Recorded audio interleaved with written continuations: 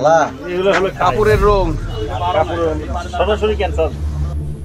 প্রবাদ আছে গুড়ে বালি, কিন্তু এখানে যা দেখছেন তা প্রবাদ নয়, বাস্তবতা। গুড়ে বালির বদলে গুড়ে ইঁদুর। মরা ইঁদুর, এটাই আবার চলে যাবে সুস্বাদু খেজুর গুড়ের ভিতরে। খান বেশি করে, বাবা বিটা খান। সাউথ টাউনে হোক আপনার স্বপ্নের আবাসন, শতভাগ রেডি প্লট, সাথে সাথেই সাফ কাবলা রেজিস্ট্রি। প্রথম দেখাতে হয়তো বুঝতেই পারেননি এগুলো গুড়। গুড়ের র বাদ দিলেই বোধহয় ছবির সাথে বেশি মানানসই হতো।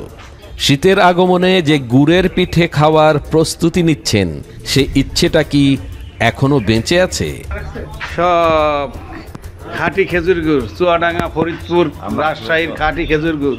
ধামরাইয়ের কুল্লা ইউনিয়নের চাওলাইল এলাকায় নকল গুড় তৈরির একটি গোপন কারখানায় অভিযান চালিয়েছে র্যাব 4-এর নবীনগর ক্যাম্পের একটি দল।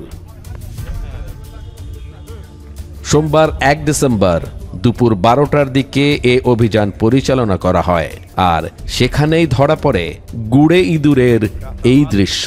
খাঁটি খেজুরের গুড়ের কাঁচামাল হিসেবে যে চিনি। র্যাব 4 সিপিসি 2-এর company commander squadron leader Nazmul Islam জানান, এখানে কাপড়ের রং, বিভিন্ন ক্ষতিকর কেমিক্যাল, ফিটকিরি, চিনি, আটা, আখের ও খেজুরের গুড়ের ফ্লেভার মিশিয়ে নকল খাঁটি খেজুরের গুড় তৈরি করা হয়।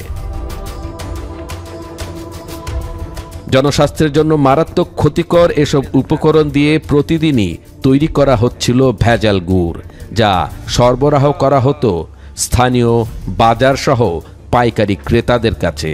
হয়তো কিছুটা এখন আপনার ঘরেও পৌঁছে গেছে। অভিযানে কারখানার কাঁচামাল, কেমিক্যাল, মেশিন সহ বিপুল পরিমাণ প্রস্তুতকৃত ভেজাল গুড় জব্দ করা হয়েছে। কাছাকাছি হয়তো গুড় হবে এবং প্রতি রাতে না হলে একদিন পর রাতে আর কি উৎপাদন করে এবং সকাল থেকে সারাদিন এরা সাপ্লাই দেয় এবং এই গুড়টা সারা বাংলাদেশে দেয়।